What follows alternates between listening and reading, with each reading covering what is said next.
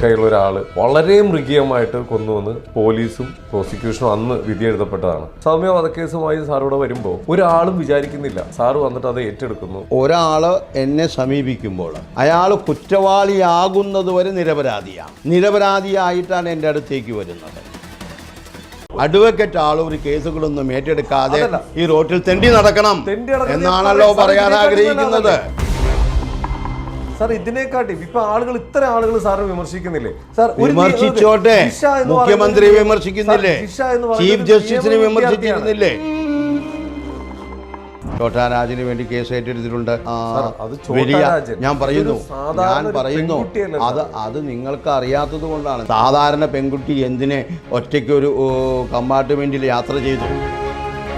കേരളം മനസാക്ഷിയെ ഞെട്ടിച്ചൊരു കൊലപാതകമാണ്. അപ്പൊ അങ്ങനെയാണെങ്കിൽ സൗമ്യക്ക് വേണ്ടി ഇടപെടാൻ ഞാൻ തയ്യാറായിരുന്നു. പക്ഷെ സർക്കാർ എന്നെ അപ്പോയിന്റ് ചെയ്തില്ല. എനിക്ക് പോയിട്ട് സൗമ്യയുടെ കേസ് തരുമോ, അയ്യോ എനിക്ക് കേസൊന്നുമില്ല, കേസ് തരുമോ എന്ന് പറഞ്ഞാൽ അങ്ങനെയല്ലല്ലോ. ആ കുട്ടിയുടെ ഫാമിലിയിൽ പോലും. അപ്പൊ അതുകൊണ്ട് നിങ്ങൾ പറയണം ഞാൻ കേസ് ഏറ്റെടുക്കാൻ പാടില്ല, വക്കീൽ പണിയും ഉപേക്ഷിച്ചു പോകണമെന്നാണോ? പിന്നെ എന്തുകൊണ്ട് പറയുന്നു? എന്നെ പ്രതി സമീപിച്ചു, ഞാൻ പ്രതിക്ക് വേണ്ടി ആയിക്കോട്ടെ, നിങ്ങൾക്ക് എന്താണ് പ്രശ്നം? മനുഷ്യന്റെ രീതിയിൽ ചോദിക്കുകയാണ്. നാളെ ഒരുപാട് സൗമ്യകൾ ഇതുപോലെ മരിച്ചു വീണോട്ടെ, അതിന് ഞാൻ ഉത്തരവാദിയല്ല. അല്ലാതെ അഡ്വക്കേറ്റ് ആളൂർ ഈ ഇന്ത്യയിൽ എല്ലാവരെയും നിങ്ങൾ കൊന്നൊതുക്കിക്കോളൂ, ഞാൻ നിങ്ങളെ പാകിസ്ഥാനിലേക്ക് കൊണ്ടുപോകാമെന്ന് ഞാൻ ഏറ്റെടുക്കില്ല. നിങ്ങൾ ഉൾക്കൊള്ളുന്ന ഭരണ സംവിധാനത്തിനോ നിങ്ങൾ ഉൾക്കൊള്ളുന്ന കേന്ദ്ര സർക്കാരിനോ ഒരു അഭിഭാഷകൻ ആർക്ക് വേണ്ടി ഹാജരാവണം, ആർക്ക് വേണ്ടി ഹാജരാവരുത് എന്ന് പറയാനുള്ള അധികാരമില്ല. ഇംഗ്ലീഷ് കഫേ വഴി ലോകത്തെവിടെ നിന്നും ഒരു പേഴ്സണൽ ട്രെയിനറുടെ സഹായത്തോടെ വാട്സാപ്പ് വഴി നിങ്ങൾക്ക് ഇംഗ്ലീഷ് പഠിക്കാം. കൂടുതൽ വിവരങ്ങൾക്ക് താഴെയുള്ള ലിങ്കിൽ ക്ലിക്ക് ചെയ്ത് മെസ്സേജ് ചെയ്യും. English cafe, we present you the perfect English. WhatsApp now 9633388575. നമസ്കാരം. അപ്പോൾ നമ്മുടെ ഷോയിലൂടെ ഓരോ എപ്പിസോഡിലും ഓരോ പ്രശസ്തരായ അല്ലെങ്കിൽ വ്യത്യസ്തമായ കഴിവുകളുള്ള പലരെയും നമ്മൾ പരിചയപ്പെടാറുണ്ട്. ഇന്ന് നമ്മുടെ ഷോയിൽ നമ്മൾ പരിചയപ്പെടാൻ പോകുന്നത് നമുക്ക് എല്ലാവർക്കും അറിയാവുന്ന കേരളത്തിലെ പ്രസിദ്ധമായ പല കേസുകളും ബാധിച്ചിട്ടുള്ള നമുക്കെല്ലാവർക്കും അറിയാവുന്ന അഡ്വക്കേറ്റ് ആളൂർ വക്കീലാണ്. നമസ്കാരം sir, welcome to our show. എന്തായാലും ഇപ്പോൾ കുറച്ച് നാളുകളായിട്ട് കുറച്ചായി സാറിനെ കാണണമെന്ന് വിചാരിക്കുന്നു. ഇപ്പോഴാണ് ഒന്ന് കാണാൻ പറ്റിയത്. അപ്പോൾ കാണുമ്പോൾ തന്നെ കുറച്ച് കാര്യങ്ങളൊക്കെ ചോദിച്ചറിയണമെന്നുണ്ടായിരുന്നു. ഇപ്പോൾ ആദ്യം തന്നെ ഇപ്പോൾ നമുക്ക് ശ്രദ്ധ നേടിയേക്കുന്ന കേസുകൾ ഇങ്ങനെ ഓരോ ദിവസവും ഓരോ പ്രശ്നങ്ങൾ നമ്മുടെ നാട്ടിൽ നടന്നുകൊണ്ടിരിക്കുകയാണ്. ഇപ്പോഴത്തെ ഗ്രീഷ്മ ഷാരോൺ ആ ഒരു വധക്കേസുമായി ബന്ധപ്പെട്ടിട്ടുള്ള ആ ഒരു കേസ്, അതിനെക്കുറിച്ച് സാറിൻ്റെ അഭിപ്രായം എന്താണ്? ശരി, ഗ്രീഷ്മ വധക്കേസ് 2 വർഷങ്ങൾക്ക് മുമ്പ് നടക്കുമ്പോൾ അതിലെ ചെറിയ ചെറിയ കാര്യങ്ങൾ ഒരു അഭിഭാഷകൻ എന്ന നിലയിൽ ഞാൻ നോക്കിയിരുന്നു. അപ്പോൾ ആ കേസുമായി ബന്ധപ്പെട്ട് പോലീസിൻ്റെ അന്വേഷണം തൃപ്തികരമല്ലെന്നും പോലീസ് കൃത്യമായി അന്വേഷണം നടക്കാത്തത് കൊണ്ടാണ് ഈ പറയുന്ന ഗ്രീഷ്മയെ അന്നത്തെ കാലത്ത് അറസ്റ്റ് ചെയ്യാതിരുന്നത് എന്നുള്ള ഒരു ചിന്ത പോലും സമൂഹത്തിൻ്റെ ഇടയിലുണ്ടായിരുന്നു. അതിനുശേഷം ഷാരോൺ ഹോസ്പിറ്റലാവുകയും ഷാരോൺ വിഷം കഴിച്ചിട്ടാണ് ഹോസ്പിറ്റലായത് എന്ന് അവരുടെ അന്വേഷണത്തിൽ ബോധ്യപ്പെടുകയും ആ വിഷം എന്താണെന്ന് കണ്ടെത്താൻ സാധിക്കാതെ വരികയും അങ്ങനെ ഷാരോണിൻ്റെ സിറ്റുവേഷൻ വളരെ ഡിറ്റോറിയേറ്റഡ് ആവുകയും അതനുസരിച്ച് ഷാരോണിനെ കൊണ്ട് ഒരു മൊഴി മജിസ്ട്രേറ്റിന് മുന്നിൽ രേഖപ്പെടുത്തുകയും ചെയ്തു. അപ്പോൾ അവിടെ നിന്നാണ് അന്വേഷണം ഈ പറയുന്ന ഗ്രീഷ്മയിലേക്ക് വരുന്നത്. അപ്പോൾ കഷായത്തിൽ ഈ പറയുന്ന രീതിയിലുള്ള വിഷാംശം ചേർത്ത് കൊടുത്തുകൊണ്ട് ആ കഷായത്തിൽ ചേർക്കാനായിട്ടുള്ള ബാക്ക്ഗ്രൗണ്ട് എന്താണെന്ന് പോലീസ് അന്വേഷിച്ച് ചെന്നപ്പോൾ ഗ്രീഷ്മയും ഷാരോണും തമ്മിൽ വളരെ അടുപ്പത്തിലായിരുന്നു. അവർ വിവാഹം കഴിക്കാൻ ആഗ്രഹിച്ചിരുന്നു. പക്ഷേ ഗ്രീഷ്മയ്ക്ക് മറ്റൊരു കാമുകൻ അല്ലെങ്കിൽ മറ്റൊരു വ്യക്തി വിവാഹിതനാകുന്നുണ്ട്, അതൊരു മിലിറ്ററി ഓഫീസറാണ് എന്നൊക്കെ മനസ്സിലാക്കുകയും അപ്പോൾ എങ്ങനെയെങ്കിലും ഈ ഷാരോണെ ഒഴിവാക്കണമെന്ന് ഗ്രീഷ്മ തീരുമാനിക്കുകയും ആ സിറ്റുവേഷൻ അവർ മുതലെടുത്തുകൊണ്ട് ആ പശ്ചാത്തലത്തിൻ്റെ പരിസമാപ്തിയാണ് ഈ പറയുന്ന ഷാരോൺ വധക്കേസ്. കേസിൽ അറസ്റ്റ് ചെയ്തതിന് ശേഷം ഈ കേസുമായി ബന്ധപ്പെട്ട് അവരുടെ അമ്മാവൻ എൻ്റെ ഒരു സുഹൃത്തിനെ ബന്ധപ്പെട്ടിരുന്നു. ഈ പറയുന്ന ഗ്രീഷ്മയുടെ അമ്മാവൻ, ഇപ്പോൾ ശിക്ഷിച്ച അമ്മാവൻ. കാരണം തമിഴ്നാട്ടുകാരനായതുകൊണ്ടും എൻ്റെ സുഹൃത്ത് തമിഴ്നാട്ടുകാരനായതുകൊണ്ടും അവർക്ക് ഈ കേസിൽ എങ്ങനെയും ഗ്രീഷ്മയെ പുറത്തിറക്കണം, അതുപോലെ തന്നെ കേസ് തമിഴ്നാട്ടിലേക്ക് മാറ്റണം, അതിന് സുപ്രീം കോടതിയിൽ അപേക്ഷ കൊടുക്കണം ഈ കാര്യങ്ങളുമായി ബന്ധപ്പെട്ടിട്ടാണ്. അങ്ങനെ അത് നടക്കാതെ വന്നപ്പോൾ ഈ കേസ് നടത്താനായിട്ട് എൻ്റെ സുഹൃത്തിനോട് പറഞ്ഞു. എൻ്റെ സുഹൃത്ത് എന്നെ വിളിച്ചിരുന്നു. ഞാൻ പറഞ്ഞു നമുക്ക് കേസ് നടത്താവുന്നതാണ്, പക്ഷേ നമ്മളൊരു അഭിഭാഷകൻ എന്ന നിലയ്ക്ക് കേസ് ഏറ്റെടുക്കുമ്പോൾ നിങ്ങൾക്കറിയാവുന്നതാണ് അതിനുള്ള ചിലവുകൾ വരും, ഫീസ് തരണം. അങ്ങനെ അതുമായി ബന്ധപ്പെട്ടിട്ടും മറ്റു ചില സമ്മർദ്ദങ്ങൾക്ക് വഴങ്ങിയിട്ടും ഒരു പക്ഷേ ആ കേസ് എൻ്റെ അടുത്തേക്ക് വന്നില്ല. പിന്നെ കേസ് മുന്നോട്ട് പോകുന്നു. മുന്നോട്ട് പോയതിനു ശേഷം ഗ്രീഷ്മക്കെതിരെ വിചാരണ ആരംഭിക്കുന്നു. പക്ഷേ വിചാരണ ആരംഭിക്കുന്നതിനേക്കാൾ മുൻപ് ഹൈക്കോടതി ജാമ്യം അനുവദിക്കുന്നു. അങ്ങനെ കേസ് മുന്നോട്ട് പോകുന്നു. അങ്ങനെ അവസാന ഘട്ടത്തിൽ കേസിലെ സാക്ഷികളെ വിസ്തരിച്ച് സാഹചര്യ തെളിവുകൾ ഈ ഗ്രീഷ്മയ്ക്കെതിരെ കൂട്ടിയിണക്കാൻ പ്രോസിക്യൂഷന്, അത് സ്പെഷ്യൽ പബ്ലിക് പ്രോസിക്യൂട്ടറിന് സാധിക്കുന്നു. അതനുസരിച്ച് കോടതി ഇവളെ കുറ്റവാളിയാണ് എന്ന് കണ്ടെത്തുന്നു.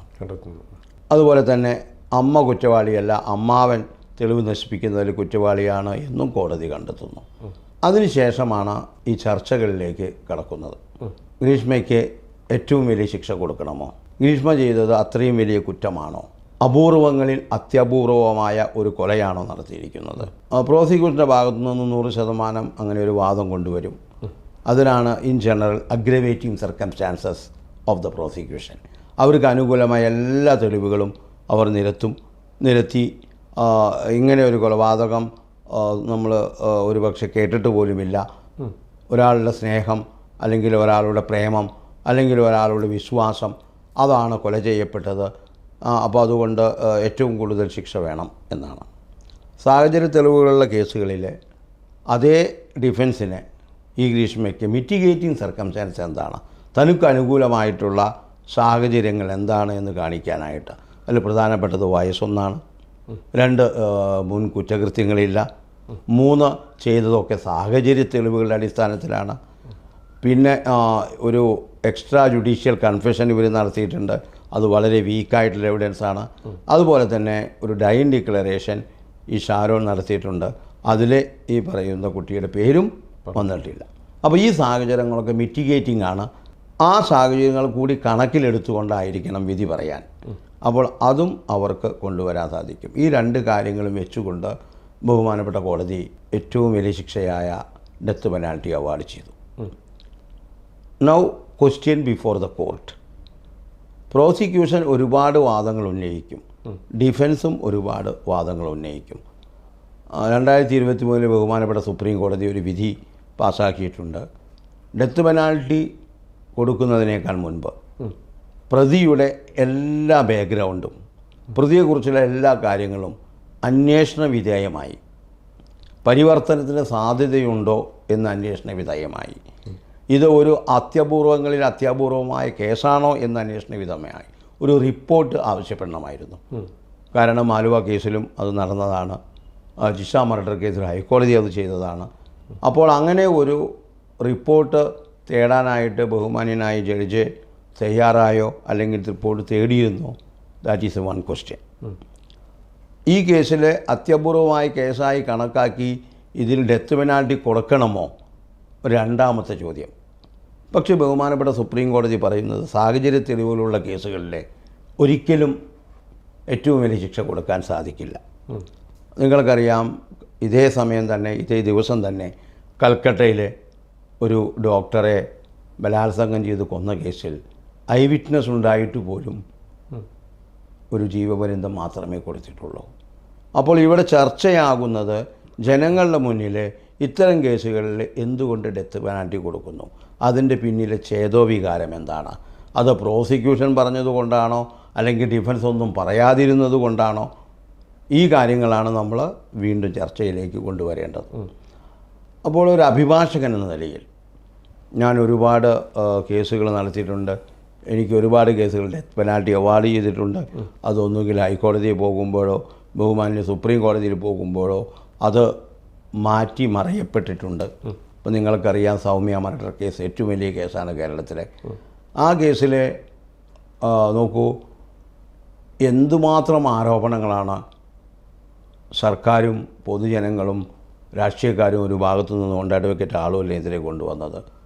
വധശിക്ഷയ്ക്ക് വിധിച്ച ആൾക്ക് പിന്നെ എങ്ങനെ രക്ഷപ്പെടാൻ സാധിക്കും? ഹൈക്കോടതി അത് കൺഫേം ചെയ്തു. സുപ്രീം കോടതിയിൽ പോയപ്പോൾ വധശിക്ഷ റദ്ദ് ചെയ്യുക മാത്രമല്ല, കൊലപാതകമോ നരഹത്യയോ തെളിയിക്കാൻ പ്രോസിക്യൂഷന് കഴിഞ്ഞില്ല എന്ന് കോടതി കണ്ടെത്തുകയും ആ ശിക്ഷയിൽ വെറും 7 വർഷം മാത്രം അടിച്ചു പരിക്കേൽപ്പിച്ചു എന്നുള്ള തെളിവുള്ളത് കൊണ്ട് മാത്രം അത് സ്വീകരിച്ചുകൊണ്ട് 7 വർഷം ശിക്ഷയാണ്. പിന്നെ ബലാത്സംഗം ചെയ്തു എന്നുള്ള കാര്യങ്ങളിൽ ഇടപെടാൻ കോടതി തയ്യാറായില്ല. അതുകൊണ്ട് ജീവപര്യന്തം നിലനിൽക്കുകയും ചെയ്തു. അപ്പോൾ ഞാൻ പറയാൻ ആഗ്രഹിക്കുന്നത്, പ്രോസിക്യൂഷൻ ശക്തമാണെങ്കിൽ, എല്ലാ തെളിവുകളും ശക്തമായി കൊണ്ടുവരികയാണെങ്കിൽ സുപ്രീം കോടതി വരെ ഈ കേസ് ഗ്രീഷ്മയ്ക്കെതിരെ നിലനിൽക്കും. പക്ഷേ ഗ്രീഷ്മയുടെ കേസിൽ നമ്മളൊരു അവലോകനം ചെയ്യുകയാണെങ്കിൽ, നാൾവഴികൾ പരിശോധിക്കുകയാണെങ്കിൽ തീർച്ചയായിട്ടും ഈ കേസ് പ്രതിക്കെതിരെ നിലനിൽക്കുക പോലുമില്ല എന്ന് വിശ്വസിക്കുന്ന അഭിഭാഷകനാണ് ഞാൻ. ഇപ്പോൾ ഈ ഗ്രീഷ്മ കേസിൽ ഇപ്പോൾ സാറിപ്പോൾ പറയുമ്പോൾ സാറിന് മുമ്പത്തെ കേസ് ഹിസ്റ്ററിയൊക്കെ എടുക്കുമ്പോഴും സാറിന് തന്നെ അറിയാം, നമുക്ക് എല്ലാവർക്കും അറിയാം, വളരെ വിവാദമായ തീരുമാനങ്ങൾ എടുത്തിട്ടുള്ള ഒരാളാണ് സാറ്. പലപ്പോഴും സൗമ്യ കേസാണെങ്കിലും ജിഷ കേസാണെങ്കിലും ദുരഭിമാനം ഒരു എന്താ പറയുക 3 പേരുടെ കുരുതി അതുമായി ബന്ധപ്പെട്ടതാണെങ്കിലും എടുത്തേക്കുന്ന തീരുമാനങ്ങളിലെല്ലാം വൻ വിവാദങ്ങളുണ്ടായിരിക്കുന്നത്. എന്തുകൊണ്ട് ആരും എടുക്കാൻ അല്ലെങ്കിൽ മനസ്സിൽ പോലും ചിന്തിക്കാൻ തയ്യാറാവാത്ത കാര്യത്തിലാണ് സാറിൻ്റെ തീരുമാനം മാറ്റി സാറോട് എത്തുന്നത്. ഏറ്റവും വലിയൊരു കാര്യം സൗമ്യ വധക്കേസുമായി സാറോട് വരുമ്പോൾ ഒരാളും വിചാരിക്കുന്നില്ല സാറ് വന്നിട്ട് അത് ഏറ്റെടുക്കുന്നു. ഇങ്ങനെ ഒരു മലയാളി വന്നിട്ട് അത് ഏറ്റെടുക്കുന്നു. എല്ലാവരും വിചാരിക്കുന്നത് ബോംബെ ബേസ്ഡായിട്ടുള്ള ഈ യാചകരുടെ സംഘടനകൾ, അതിൻ്റെ മുകളിലിരിക്കുന്ന പൈസക്കാരായിട്ടുള്ള ആളുകളുടെ ഒരു ഗ്യാങ് കൂടെ വരുന്നു.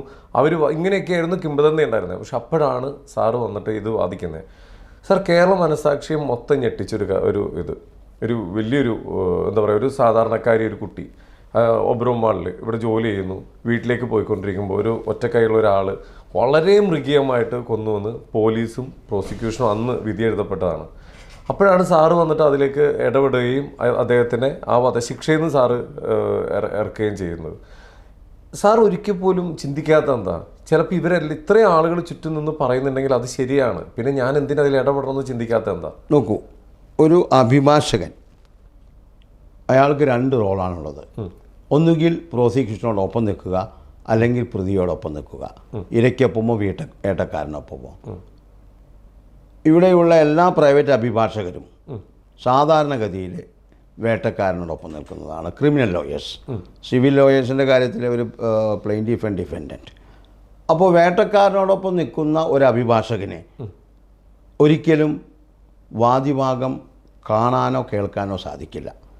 വേട്ടക്കാരനെ സംരക്ഷിക്കുക എന്നുള്ളത്, പ്രതിയെ സംരക്ഷിക്കുക എന്നുള്ള ചുമതലയാണ് അയാളിൽ നിക്ഷിപ്തമായിരിക്കുന്നത്. അതിനുവേണ്ടിയാണ് അയാൾ പ്രൊഫഷണൽ ഫീസ് ഈ തുക ഈ പറയുന്ന പ്രതിയിൽ നിന്ന് വാങ്ങുന്നത്. അത് വേട്ടക്കാരനല്ലേ സാർ? അതെ, അപ്പോഴും അയാൾ വേട്ടയാടിയ ആളാണ്. ആ വേട്ടയാടിയ ആളാണ്. പക്ഷെ അത് പൂർണ്ണമായി വിശ്വസിച്ചുകൊണ്ടാണ് വേട്ടക്കാർക്കൊപ്പം പ്രതിഭാഗം അഭിഭാഷകർ നിൽക്കുന്നത്. നിങ്ങൾക്ക് ഒരു ഇരയ്ക്കൊപ്പം നിൽക്കാൻ പ്രതിഭാഗം അഭിഭാഷകനെ കിട്ടണമെങ്കിൽ അയാൾക്ക് പൈസ കൊടുത്ത്, അയാൾക്ക് നല്ല ഫീസ് കൊടുത്ത് അയാളെ സ്പെഷ്യൽ പബ്ലിക് പ്രോസിക്യൂട്ടറായിട്ട് വെക്കണം. ഞാൻ ഈ കാര്യം പറയാൻ പ്രത്യേകിച്ച്, ഞാനിപ്പോഴൊരു സ്പെഷ്യൽ പബ്ലിക് പ്രോസിക്യൂട്ടർ മഹാരാഷ്ട്രയിൽ കേസ് നടത്തുന്നുണ്ട്. അതിൽ എതിർഭാഗം എന്നത് എൻ്റെ ബാർ അസോസിയേഷനെ തന്നെ പ്രസിഡൻ്റാണ്. ഓക്കെ, നിങ്ങൾ ഈ പറഞ്ഞ പോലെ സ്വന്തം മകൾ ഈ പറയുന്ന എൻ്റെ കക്ഷിയുടെ മകനെ പ്രേമിച്ച് തെറ്റായി പോയി എന്നും പറഞ്ഞുകൊണ്ട് ഈ പറയുന്ന അഭിഭാഷകനും 7 പേരും ചേർന്ന് കൊലപാതകം നടത്തി. അപ്പോൾ താങ്കൾ നേരത്തെ പറഞ്ഞ പോലെ ഇവരെല്ലാം എനിക്ക് എതിർകക്ഷികളാണ്, വേട്ടക്കാരാണ്. ഞാനിവിടെ നിൽക്കുന്നത് ഇരയ്ക്കൊപ്പമാണ്. അപ്പോൾ എൻ്റെ ഇരയ്ക്ക് നീതി കിട്ടാനായിട്ട് എന്നെ സ്പെഷ്യൽ പബ്ലിക് പ്രോസിക്യൂട്ടറായി വെക്കണമെന്ന് ബോംബെ ഹൈക്കോടതിയിൽ അപേക്ഷ കൊടുത്തപ്പോൾ ഈ പറയുന്ന എല്ലാ പ്രതികളും അത് എതിർത്തു. അഡ്വക്കേറ്റ് ആളൂരിനെ ഒരിക്കലും വെക്കാൻ പാടില്ല, അദ്ദേഹം സർക്കാരിനെതിരെ കേസ് നടത്തുന്ന അഭിഭാഷകനാണ്. അപ്പോൾ കോടതി ഒരു ചോദ്യമാണ് ചോദിച്ചത്, whether is practising more than 10 years, is conducting criminal case, is more competent to become a special public prosecutor. അതിനവർ എനിക്ക് 45 ലക്ഷം രൂപ ചിലവാക്കി എന്നെ അഭിഭാഷകനായിട്ട് അവിടെ വയ്ക്കുകയും സ്പെഷ്യൽ പ്രോസിക്യൂട്ടറായി വയ്ക്കുകയും ഞാൻ ആ കേസ് നടത്തി കൊണ്ടുവരികയുമാണ് ചെയ്യുന്നത്. അതുപോലെ അത് ഒരു വശം പ്രൈവറ്റ് പാർട്ടി. പിന്നെ സർക്കാരും എന്നെ ഇതേപോലെ അപ്പോയിൻ്റ് ചെയ്തിട്ടുണ്ട്.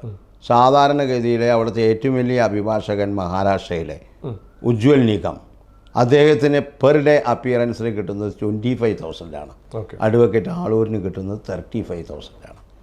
This is the difference between person to person. അപ്പോൾ അതിലും ഞാനൊരു കേസ് നടത്തി ശിക്ഷ വാങ്ങിച്ചു കൊടുത്തു. 10-20 ലക്ഷം രൂപയോളം സർക്കാർ എനിക്ക് തരികയും ചെയ്തു. ഞാൻ പറയാൻ ആഗ്രഹിക്കുന്നത് തുകയെക്കുറിച്ചല്ല. ഇവിടെ സർക്കാർ കേസ് അഭിഭാഷകർക്ക് ഏൽപ്പിക്കുന്നുണ്ട്, വളരെ തുച്ഛമായ തുകയാണെന്ന് ഞാൻ മനസ്സിലാക്കുന്നു.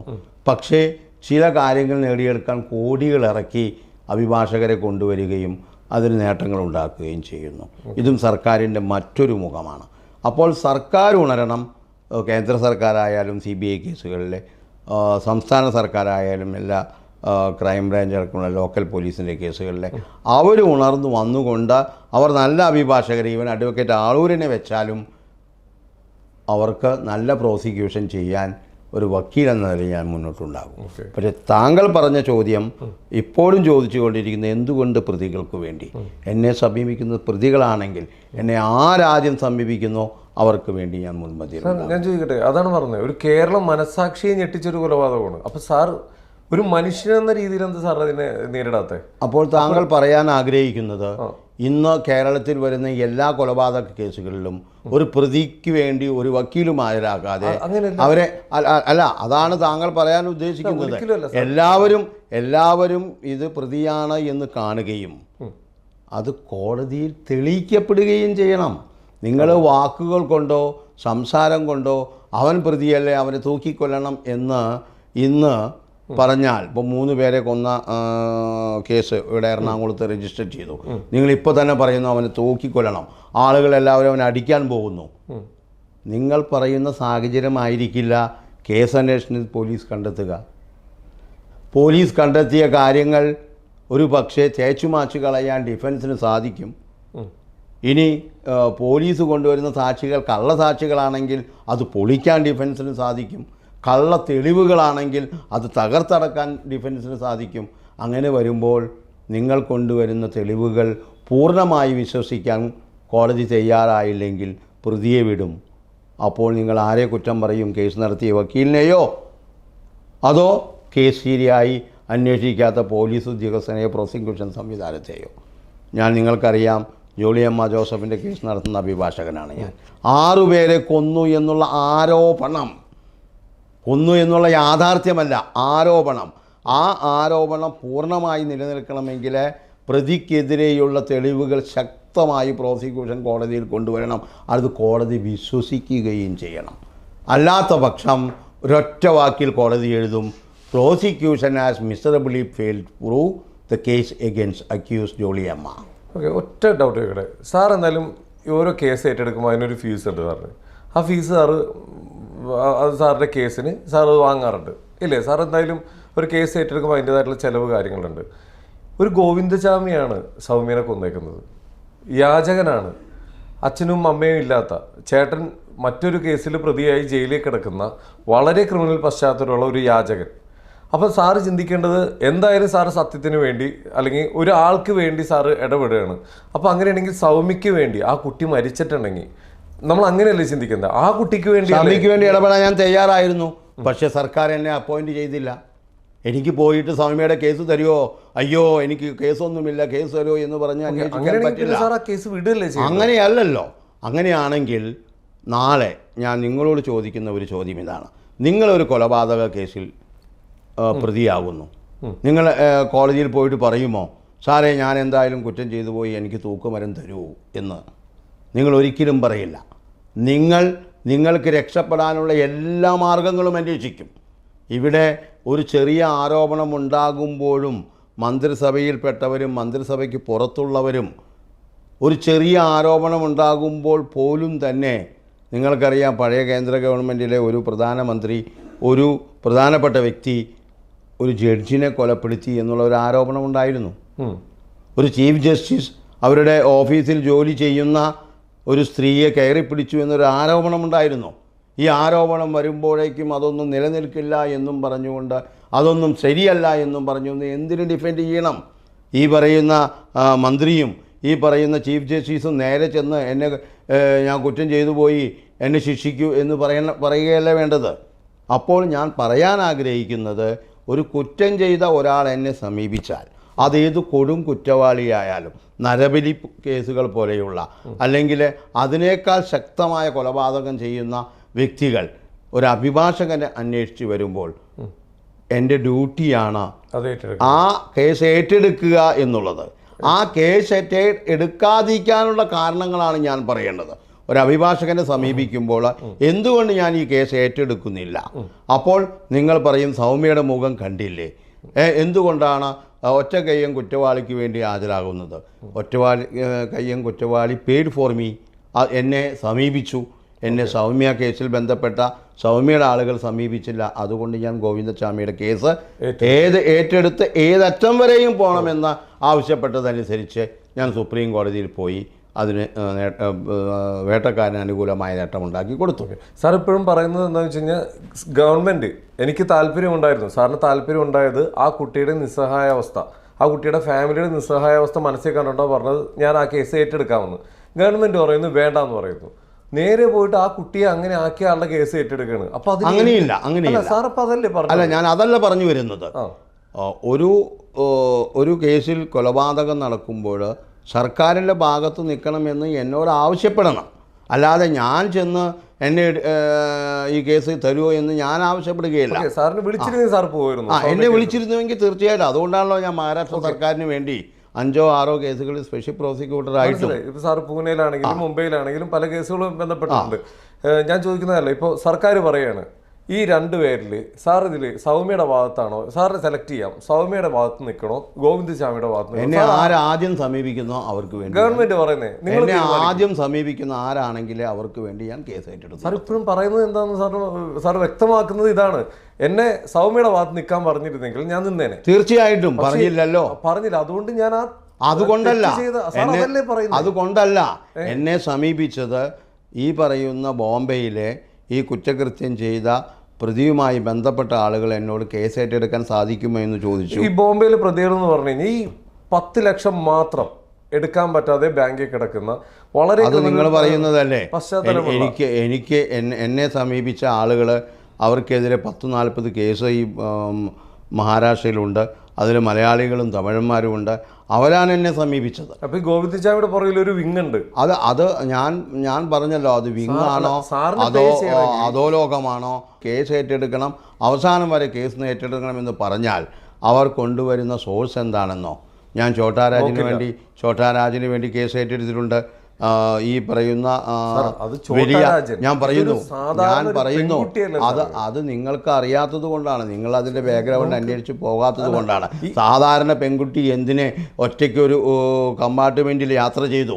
നിങ്ങൾ ഇതൊക്കെ ചോദിക്കുമ്പോൾ ഇതൊക്കെ ചോദിക്കണം.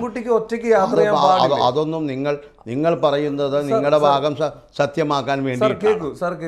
ഒരിക്കലും ഇപ്പൊ ആ പെൺകുട്ടി സ്ഥിരം ആ കുട്ടിക്ക് ഒരു ക്രിമിനൽ പശ്ചാത്തലവും ഇല്ല, ആ കുട്ടിയുടെ ഫാമിലിയിൽ പോലും ഒരു ക്രിമിനൽ. അപ്പൊ അതുകൊണ്ട് നിങ്ങൾ പറയണം ഞാൻ കേസ് ഏറ്റെടുക്കാൻ പാടില്ല, വക്കീൽ പണിയും ഉപേക്ഷിച്ച് പോകണമെന്നാണോ? ഒരിക്കലും പറയുന്നില്ല. പിന്നെ എന്തുകൊണ്ട് പറയുന്നു? എന്നെ പ്രതി സമീപിച്ചു, ഞാൻ പ്രതിക്ക് വേണ്ടി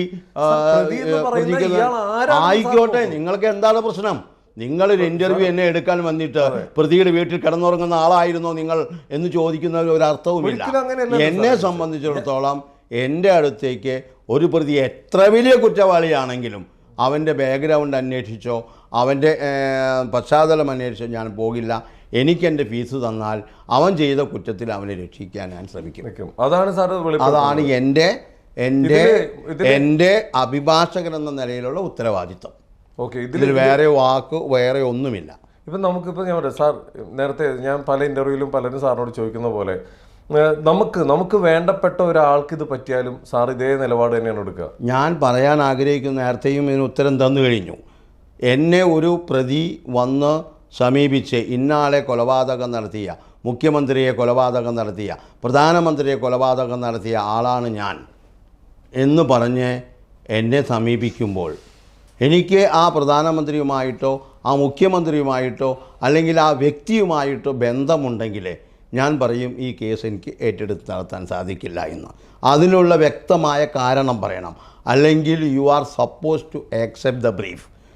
അല്ലെങ്കിൽ ഞാൻ പറയും ഈ കേസിലൊന്നും നിലനിൽക്കില്ല, ഇത് കള്ളക്കേസാണ്, ഈ കേസ് ഞാൻ ഏറ്റെടുത്തിരിക്കുന്നു, ഇതിൽ നിങ്ങളെ നിയമപരമായിട്ട് ഞാൻ ഇറക്കിത്തരാം.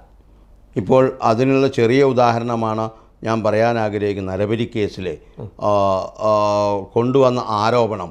കൊന്നു എന്ന് മാത്രമല്ല, നരബലിക്ക് ശേഷം നരഹത്യ നടത്തി എന്ന് മാത്രമല്ല, അവരുടെ ശരീരഭാഗങ്ങൾ ഭക്ഷിച്ചു എന്നാണ്, പാകം ചെയ്ത് ഭക്ഷിച്ചു എന്നാണ്. ഇത് നിങ്ങളോ ഞാനോ കണ്ടിട്ടില്ല, പോലീസോ കണ്ടിട്ടില്ല. അന്വേഷണ വിധേയമായി അതിനെ ആ ഒരു വഴിയിലേക്ക് എത്തിക്കുന്നു. പക്ഷേ എൻ്റെ പ്രതികൾ പറയുന്നു ഇതൊക്കെ 100% കളവാണ് എന്ന്.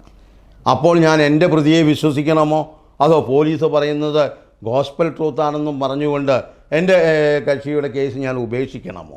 നിങ്ങൾ ഈ ചോദ്യത്തിന് ഉത്തരം തരണം. അതാണ് ഞാൻ നേരത്തെ പറഞ്ഞത്. നിങ്ങളൊരു കേസിൽ ഏർപ്പെട്ട് കഴിഞ്ഞാൽ നിങ്ങൾ ഒരിക്കലും, ഇപ്പോൾ ബോച്ചെ എന്ന് പറയുന്ന ഒരു വലിയ ബിസിനസ്മാൻ, അദ്ദേഹം ഒരു ചെറിയ കേസിൽ ഏർപ്പെട്ടു. അദ്ദേഹം പറയണമായിരുന്നു, സാറേ ഞാൻ കുറ്റം ചെയ്തു പോയി, എന്നെ 3 വർഷം ജയിലിൽ അടച്ചോളൂ എന്ന്. അങ്ങനെയാണോ അദ്ദേഹം ചെയ്തത്? അദ്ദേഹം കേരളത്തിലെ ഏറ്റവും പ്രമുഖനായ അഭിഭാഷകനെ സമീപിക്കുകയും കോടിക്കണക്കിന് തുക ഇറക്കി അദ്ദേഹത്തിൻ്റെ ആരോപണത്തിൽ നിന്ന് രക്ഷപ്പെടാനുള്ള മാർഗങ്ങൾ കണ്ടെത്തുകയാണ് ചെയ്യുന്നത്. അപ്പോൾ അയാൾ നിരപരാധിയാണ് എന്ന് നിങ്ങൾ ഒരിക്കലും പറയില്ല, നിങ്ങൾ എല്ലാവരും പറയും കുറ്റവാളിയാണ് എന്ന്. സാർ, ഞാൻ അതല്ല ചോദിക്കുന്നത്. ആ കേസ്, ഇപ്പോൾ ബോച്ചയുടെ കേസ്, ഓരോ കേസിനും ഓരോ തരത്തിലുള്ള സ്വഭാവമാണ്. ഇപ്പോൾ സൗമ്യ വധക്കേസാണെങ്കിലും ജിഷ വധക്കേസുമാണെങ്കിലും ഞങ്ങൾ ഈ സ്വഭാവത്തെ പറയുമ്പോൾ ഇതേപോലുള്ള ഒരു കേസിൽ ഒരു വാദി എന്നെ സമീപിച്ചു. ഈ 354 IT ആക്റ്റും ആ പ്രതിക്ക് കോടതി അറസ്റ്റ് ചെയ്ത് അന്ന് തന്നെ ജാമ്യം കൊടുത്തു. അപ്പോൾ അവിടെ വാദിക്ക് നീതിയില്ലല്ലോ. ബോച്ചയെ 4 ദിവസം 5 ദിവസം ജയിലിലടച്ചു. അപ്പോൾ വാദിക്ക് നീതി കിട്ടിയല്ലോ. അപ്പോൾ എങ്ങനെയാണ് നീതി നടപ്പാക്കുന്നത്? ആ നീതി നടപ്പാക്കാൻ ഒരു അഭിഭാഷകൻ മുന്നിട്ടിറങ്ങിയാൽ അത് അയാളുടെ അടുത്തേക്ക് വരുന്ന വ്യക്തിയുടെ നീതിയാണ് അയാൾ നടപ്പാക്കുക. അത് ഇരയാണെങ്കിൽ ഇരയ്ക്ക് വേണ്ടി, പ്രതിയാണെങ്കിൽ വേട്ടക്കാരനാണെങ്കിൽ പ്രതിക്ക് വേണ്ടി. നിങ്ങൾ ചോദിക്കുന്ന ചോദ്യങ്ങൾ ഒരിക്കലും അഭിഭാഷകൻ എന്ന നിലയിൽ എനിക്ക് ഉത്തരം പറഞ്ഞുകൊണ്ട് എനിക്ക് പിന്നാക്കം പോകാൻ സാധിക്കും. ഞാൻ ചോദിക്കുന്ന ഒരു ചോദ്യം സാർ, ഇപ്പോൾ ഞാൻ ഒരാളുടെ വികാരം മാത്രമല്ല, സാറിനറിയാം, സാറ് നേരിട്ടുകൊണ്ടിരിക്കുന്ന ഭീഷണികളായിക്കോട്ടെ, പലരുടെയും പല രീതിയിലുള്ള പ്രതികരണങ്ങളായിക്കോട്ടെ, എല്ലാവരും പറയുന്ന ഈ ഒറ്റ കാരണമായിരിക്കും എന്തുകൊണ്ട് അവിടെ. ഇപ്പോൾ സാർ അതെല്ലാം വ്യക്തമാക്കി കഴിഞ്ഞു. എൻ്റെ അടുത്ത് വരുന്ന ഒരാളെ രക്ഷിക്കാനുള്ള ഒരു ഉത്തരവാദിത്തം എനിക്കുണ്ട്. അത് സാറൊരു അഡ്വക്കേറ്റ് എന്ന നിലയിൽ സാറിൻ്റെ ബഹുമാന്യനായ സുപ്രീം കോടതിയിലെ ഏറ്റവും വലിയ അഭിഭാഷകൻ രാം ജത്മലാനി, നിങ്ങൾ അദ്ദേഹത്തെക്കുറിച്ച് കേട്ടിട്ടുണ്ടായിരിക്കും. അദ്ദേഹം കേസ് ആരംഭിക്കുന്ന കാലഘട്ടത്തിൽ കോണിച്ചൂടിൽ നിന്നാണ് പ്രാക്ടീസ് ആരംഭിച്ചത്. അദ്ദേഹത്തിൻ്റെ ബാക്ക്ഗ്രൗണ്ട് എന്തായിരുന്നു എന്ന് ഒരുപക്ഷെ നിങ്ങൾക്കറിയില്ല. അങ്ങനെ അദ്ദേഹം വളർന്ന് ഇന്ത്യയിലെ ഏറ്റവും വലിയ പ്രമുഖനായ അഭിഭാഷകനായി. അദ്ദേഹത്തോട് കോടതി ചോദിച്ചു, ഈ പറയുന്ന ഇന്ദിരാഗാന്ധിയെ കൊലപ്പെടുത്തിയവരുടെ കേസ് ഏറ്റെടുക്കാൻ സാധിക്കുമോ എന്ന്. അദ്ദേഹം പറയണമായിരുന്നു, എൻ്റെ പ്രധാനമന്ത്രിയെ കൊന്ന ആളല്ലേ, എനിക്ക് കേസ് ഏറ്റെടുക്കാൻ സാധിക്കില്ല. പക്ഷേ അദ്ദേഹം 2 കാര്യം തീരുമാനിച്ചുറച്ചിട്ടാണ് കേസ് ഏറ്റെടുത്തത്. ഒന്ന്, ഇത്രയും വലിയ കേസിൽ പ്രതിക്ക് വേണ്ടി ഹാജരാകുന്നു, ഭീഷണികൾ ഒരുപാടുണ്ടാകാം. 2, കോടതി കേസ് ഏറ്റെടുക്കാൻ പറയുന്നു. അത് ഒരു അഭിഭാഷകനോടല്ലാതെ മറ്റൊരാളോട് പറയാൻ എങ്ങനെ സാധിക്കും? അപ്പോൾ അതിനുശേഷം രാജീവ് ഗാന്ധിയെ കൊന്ന കേസിലും അദ്ദേഹം പ്രതികൾക്ക് വേണ്ടി ഹാജരായി. വളരെ പ്രമാദമായ പല കേസുകളിലും അദ്ദേഹം പ്രതികൾക്ക് വേണ്ടി ഹാജരായി. അതുകൊണ്ട് അയാൾ ഈ ലോകത്തെ ഏറ്റവും നാണം കെട്ട വക്കീലാണ്, ഏറ്റവും മോശപ്പെട്ട വക്കീലാണ്. നിങ്ങൾ വിമർശിച്ചാൽ അതേ വിമർശനം എന്നിലേക്കും നിങ്ങൾ കൈ ചൂണ്ടും. അപ്പോൾ അതുകൊണ്ട് ഞാനൊരു അഭിഭാഷകനായിരത്തോളം കാലം, ഞാനൊരു ക്രിമിനൽ അഭിഭാഷകനായിരത്തോളം കാലം എനിക്ക് എൻ്റെ മുന്നിൽ വരുന്ന എല്ലാ ക്രിമിനലുകൾക്കും നിയമപരമായ സംരക്ഷണം നൽകാൻ ഞാൻ ബാധ്യസ്ഥനാണ്. ഓക്കെ, ഒരു സെക്കൻഡ് നമ്മൾ തെറ്റ് ചെയ്തിട്ടില്ല, എന്നിട്ട് ഞാനിത് അനുഭവിച്ചുകൊണ്ടിരിക്കുകയാണെന്ന് തോന്നിക്കുന്ന അല്ലെങ്കിൽ എനിക്കൊരു നീതി വേണമെന്ന് തോന്നുന്ന ഒരാളുടെ വികാരമാണ് ഞാൻ ചോദിച്ചത്. ഇപ്പോൾ ഈ അടുത്ത കാലത്ത് നമുക്കിതിൽ ഇപ്പോൾ പറയുമ്പോൾ സാറിനെതിരെയും കുറച്ച് ആരോപണങ്ങൾ, ഒരു കേസൊക്കെ വന്നിട്ടുണ്ട്, തോക്ക് ചൂണ്ടിയൊരു കേസ് വന്നിട്ടുണ്ട്, ഒരു സ്ത്രീക്കെതിരെ ആരോപണം കൊടുത്തൊരു കേസ് വന്നിട്ടുണ്ട്. ഈ കേസ് വരുമ്പോൾ ഓപ്പോസിറ്റ് സൈഡ് ഒരു ആളൊരു വക്കീലിനെ പോലത്തെ ഒരാൾ വന്നു കഴിഞ്ഞാൽ സാറിൻ്റെ അവസ്ഥ എന്തായിരിക്കും? നോക്കൂ, അതാണ് ഞാൻ പറയുന്നത്. അതിനാണ് ഞാൻ നേരത്തെ ഒരു ഉത്തരം പറയാൻ ആഗ്രഹിച്ചത്. ഏറ്റവും വലിയ ആപ്തവാക്യം എന്താണ്? 1000 കുറ്റവാളികൾ ശിക്ഷിക്കപ്പെട്ടാലും ഒരു നിരപരാധി പോലും ശിക്ഷിക്കപ്പെടരുത്. കുറ്റവാളികൾ ശിക്ഷിക്കപ്പെട്ടോട്ടെ, ഒരു നിരപരാധി പാടില്ല. എനിക്കെതിരെ കൊണ്ടുവന്ന ആരോപണങ്ങൾ എന്താണ് എന്ന് ഞാൻ പൂർണ്ണമായി വിശ്വസിക്കുകയും ഞാൻ നിരപരാധിയാണെന്ന് ഞാൻ 101% വിശ്വസിക്കുകയും ചെയ്യുന്നത് കൊണ്ടാണ് ഞാൻ എൻ്റെ കേസിനെ ഡിഫെൻഡ് ചെയ്യുന്നത്. അത് ഓരോ വ്യക്തികളുടെയും സ്വാതന്ത്ര്യമാണ്. അപ്പോൾ താങ്കൾ പറയാൻ ആഗ്രഹിക്കുന്ന ഒരു സത്യം, ചില കേസുകളിൽ ഒരു നിരപരാധിയെ ശിക്ഷിക്കുന്നു. ഒരു അഭിഭാഷകൻ എന്ന നിലയിൽ എനിക്ക് ആ നിരപരാധിയെ രക്ഷിക്കാൻ സാധിക്കുന്നില്ല. നിങ്ങൾ പറയുന്നത് കുറ്റവാളികളെ മാത്രം ശിക്ഷിച്ചോട്ടെ, നിരപരാധിയെ ശിക്ഷിക്കണമെന്നാണോ? അല്ല. അങ്ങനെ ഒരു നിരപരാധിയെ ഈ പറയുന്ന പോലീസ് സംവിധാനവും പ്രോസിക്യൂഷൻ സംവിധാനവും തെളിവുകൾ നിരത്തി ശിക്ഷിക്കുന്നു. അപ്പോൾ നിങ്ങൾ ആരുടെ കൂടെ നിൽക്കും? പ്രോസിക്യൂഷൻ്റെ കൂടെ നിൽക്കുമോ? അല്ലെങ്കിൽ കൂടെ നിൽക്കണം. അപ്പോൾ ഞാൻ ഒരാൾ എന്നെ സമീപിക്കുമ്പോൾ അയാൾ കുറ്റവാളിയാകുന്നത് വരെ നിരപരാധിയാണ്. നിരപരാധിയായിട്ടാണ് എൻ്റെ അടുത്തേക്ക് വരുന്നത്.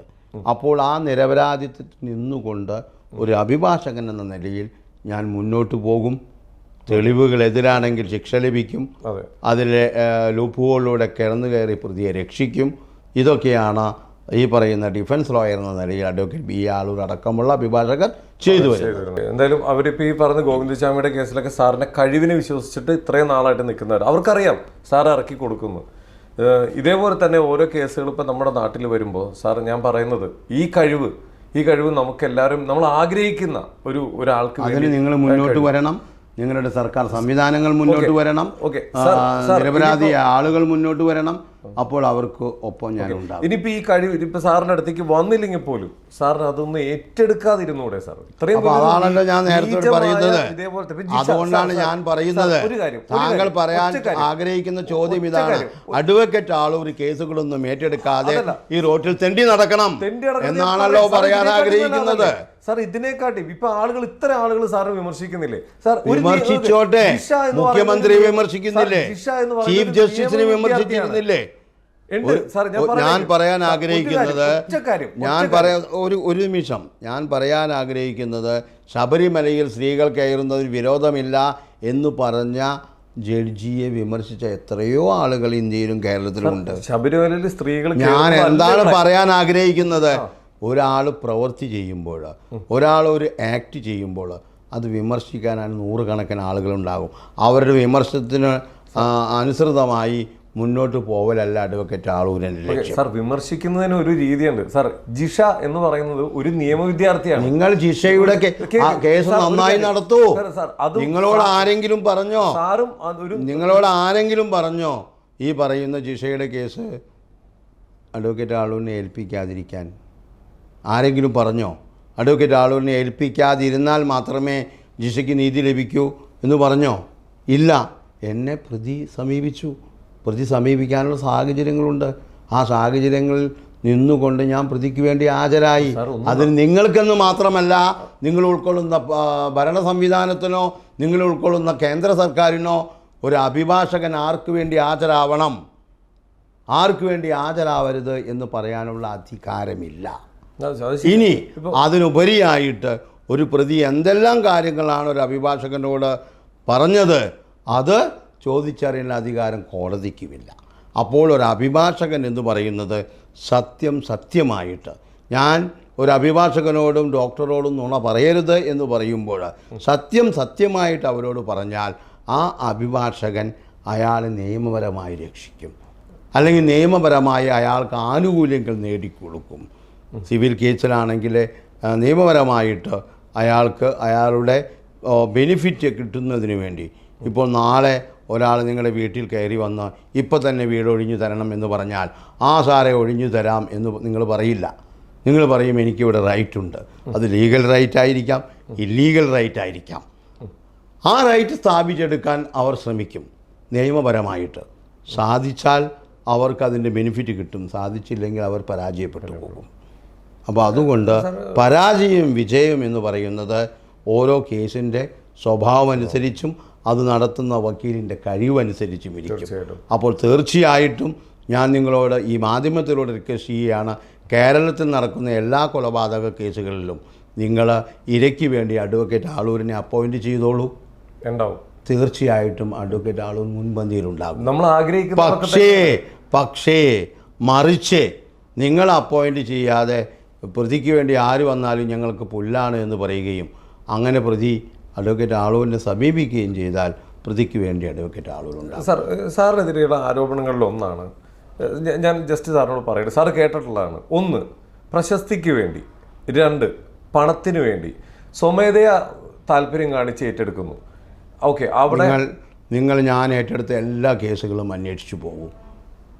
ഞാൻ ഇന്നേ വരെ എൻ്റെ ഇഷ്ടപ്രകാരം ഞാൻ സ്വമേധയാ ഒരു കേസും ഏറ്റെടുത്തിട്ടില്ല. ഇപ്പം എന്തായാലും ഇപ്പോൾ നമുക്ക് വർഷങ്ങളായിട്ട് ഇപ്പോൾ നമ്മുടെ സമൂഹത്തിൽ ഓരോ കേസ് നടക്കുന്നത് സാറിനോട് ഇങ്ങനെ നമ്മൾ അടുത്തിരിക്കുന്നവർ സംസാരിക്കുകയാണ്. നമ്മൾ കേരള മനസാക്ഷിയെ ഞെട്ടിക്കുന്ന രീതിയിലുള്ള പല കൊലപാതകങ്ങൾ ഇനി നടക്കാതിരിക്കട്ടെ എന്ന് പ്രാർത്ഥിക്കുന്ന ഒരു അഭിഭാഷകനാണ് ഞാൻ. അതെ, പക്ഷെ നടക്കുമ്പോൾ എല്ലാവരും ഇപ്പോൾ ചിന്തിക്കുന്നത് നോക്കിക്കോ ആ കേസ് ആളൂർ ഏറ്റെടുക്കും. അത് ആളൂർ ഏറ്റെടുക്കുമെന്നല്ല, ആളൂരിനെ സമീപിക്കും. നിങ്ങൾ ഏറ്റെടുക്കുമെന്ന് പറഞ്ഞാൽ ആളൂരിനെ സമീപിച്ചാൽ ഏറ്റെടുക്കും. അതായത് ഞാൻ ഏറ്റെടുക്കുമെന്ന കൊലപാതകം തന്നെ ഓടിച്ചെന്ന് പ്രതിയെ എനിക്ക് എൻ്റെ അടുത്തേക്ക് വന്നോളൂ എന്ന് ഞാൻ പറയില്ല. അല്ല, സമീപിക്കും. സമീപിച്ചാൽ ആ കേസ് ഏറ്റെടുക്കും. അപ്പം നമ്മൾ പറയുന്നതാണ്, ഇപ്പം വഴിയിൽ കിടക്കുന്ന ഒരു കുട്ടി, ആ കുട്ടിയെ തല്ലാൻ തോന്നിക്കഴിഞ്ഞാൽ, ആ കുട്ടിയെ തല്ലി പരിക്ക് വരുത്തിക്കഴിഞ്ഞാൽ എന്നെ രക്ഷിക്കാൻ ആളൂരുണ്ടെന്നൊരു തോന്നൽ ആളുകൾക്കുണ്ട്. ഞാൻ തല്ലിയിട്ട് പോകുമ്പോൾ അപ്പുറത്ത് നിൽക്കുന്ന ആൾ പറയും അവൻ ആളൂരിൻ്റെ അടുത്ത് പോയെങ്കിൽ ആളൂർ അവനെ രക്ഷിക്കും. ആ കുട്ടി എത്ര തല്ല് കൊണ്ടാലും രക്ഷിക്കും. കുറ്റമല്ല സാറേ ഞാൻ പറയുന്നത്. അപ്പോൾ ഇങ്ങനെയുള്ള കേസുകൾ ഞാൻ വിനീതമായി സാറിനോട് അഭ്യർത്ഥിക്കുന്നത്, നമുക്ക് എല്ലാവർക്കും അഭിമാനത്തോടെ നല്ല കേസുകൾ എന്ന് പറഞ്ഞാൽ ഒരു കന്യാസ്ത്രീയെ ബലാത്സംഗം ചെയ്താൽ ആ അച്ഛൻ നല്ല ബലാത്സംഗം ചെയ്തു എന്നും, സാധാ ഒരാൾ ബലാത്സംഗം ചെയ്താൽ അത് പൊട്ട ബലാത്സംഗം ചെയ്തു എന്നും ഞാൻ അടുത്ത് ഇപ്പോൾ എന്തോ ഒരു സാഹചര്യത്തിൽ ചില വാദമുഖങ്ങൾ കാണാനിടയായി.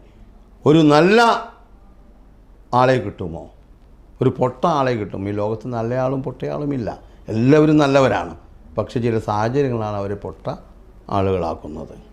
നാളെ സാറ് ഇത് നേരിട്ടാലും സാറ് ഇതേ തീരുമാനത്തിൽ തന്നെ തീർച്ചയായിട്ടും സാറിന്റെ അടുത്ത് വന്നിട്ട് ഇപ്പോൾ ഒരാൾ ഈ പറയുന്നത് വളരെ മോശമായി പെരുമാറി വീണ്ടും ആവർത്തിക്കുന്നത് കൊണ്ട് ഒറ്റ കാര്യം, സാറ് വളരെ ശാന്തനായി, അത് അവന്റെ സാഹചര്യം കൊണ്ടായിരിക്കും അവനെ തല്ലിയത്, അങ്ങനെ ചിന്തിക്കും.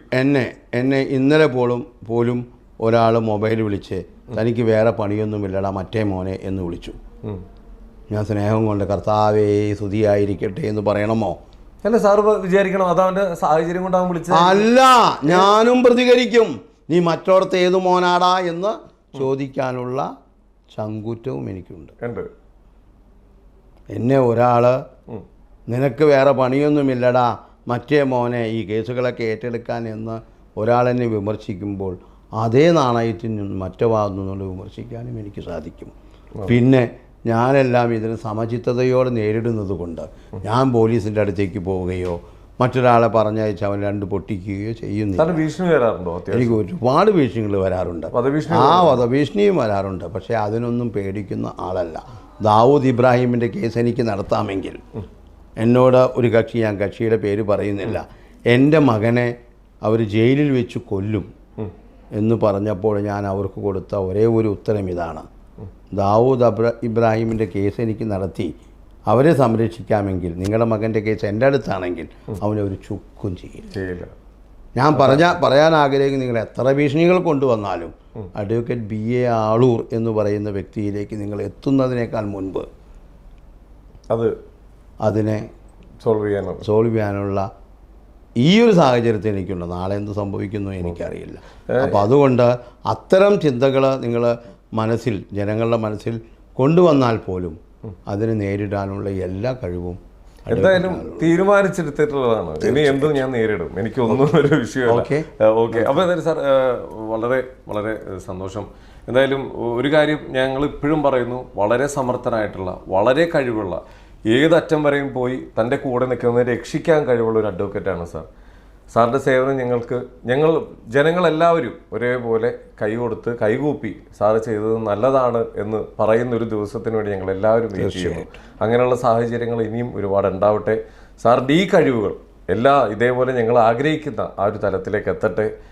അതിനുള്ള എല്ലാ കഴിവുകളും ഒരാളായതുകൊണ്ടാണ് ഞങ്ങൾ വീണ്ടും വീണ്ടും പറയുന്നത്. തീർച്ചയായിട്ടും സാർ അതെന്നെ സമീപിക്കുന്നത് ആദ്യമായാൽ അവർക്ക് വേണ്ടി ഞാൻ എൻ്റെ കഴിവുകൾ ഉപയോഗിക്കും. That's all.